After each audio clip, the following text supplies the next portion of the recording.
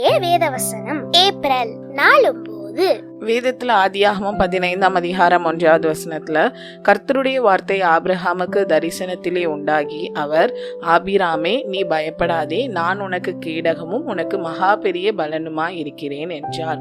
இந்த வார்த்தைகளை கேட்கும் போது ஆபிரகாமுக்கு கண்டிப்பா ஒரு பெரிய தைரியமும் ஒரு பெரிய ஆறுதலுமே கிடைச்சிருக்கும். ஆண்டவர் நேரடியா ஆபிரகாம் கிட்ட பேசும்போது, பயப்படாத, நான் உனக்கு கூட இருக்கேன், உனக்கு பெரிய பலனா இருக்கேன் அப்படின்னு சொல்லும் போது கட்டாயம் அவருக்கு ஒரு பெரிய ஸ்ட்ரென்த்தே கிடைச்சிருக்கும். இதே மாதிரி ஆண்டவர் நம்ம கிட்ட பேசுறாங்களா அப்படின்னு சொல்லிட்டு யோசித்து பார்ப்போம். அன்னைக்கு ஆண்டவர் மோசே இடத்துல நேரடியா பேசினாங்க. மோசே பல சவால்களை சந்தித்தாரு. அதே போலதான் ஆண்டவர் கிதியோனிடம் பேசினாங்க. கிதியோன் அந்த யுத்தத்துல வெற்றி பெற்றாரு. அதே போல உங்களோட வாழ்க்கையிலையும் தேவன் அவருடைய வசனத்தின் மூலமா, இல்லைன்னா ஜபிக்கும் போது, இல்லைன்னா சில செய்திகள் மூலமா ஆண்டவர் உங்களோட இடைப்படுறாங்களா அப்படின்னு சொல்லி யோசித்து பார்ப்போம். நீங்க எவ்வளோ பெரிய பாரமா, எவ்வளோ பெரிய கஷ்டத்துல இருந்தாலும் ஆண்டவருடைய வார்த்தையை அன்றி மற்ற எந்த வார்த்தைகளும் அந்த பாரத்தை நீக்கி போடாது.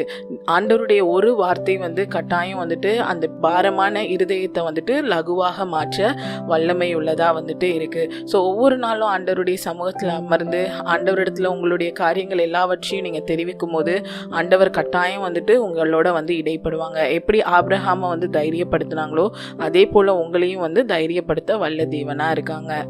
Thank you. Have a beautiful day.